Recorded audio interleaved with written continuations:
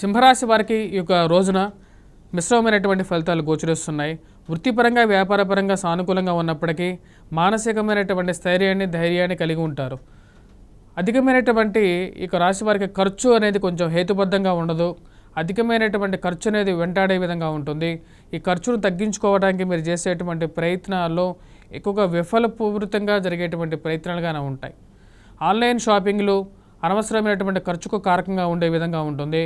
ఈ రాశిలో ఉండేటువంటి వారు ముఖ్యంగా మీకు అనవసరమైనటువంటి తగాదాలకి, అనవసరమైనటువంటి కోర్టు పంచాయతీలకి లాగేటువంటి వారు చుట్టూ ఉండే విధంగా ఉంటుంది.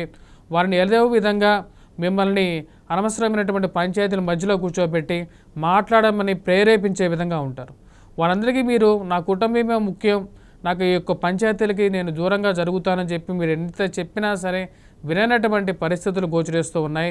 ఈ రాశిలో ఉండేటువంటి వారికి జీవిత భాగస్వామి ఆరోగ్య సంబంధితమైన విషయాల్లో తగు జాగ్రత్తలు అనేవి తీసుకోవాలి. ఈ రాశిలో ఉండేటువంటి వారు ఈ యొక్క రోజున స్కంద షష్ఠిలో సుబ్రహ్మణ్యేశ్వర స్వామిని పూజించినట్లయితే సానుకూలమైనటువంటి ఫలితాలు ఎక్కువగా పొందగలుగుతారు. వాటితో పాటు హనుమాన్ చాలీసా పఠించాల్సినటువంటి ముఖ్యమైనటువంటి సూచన.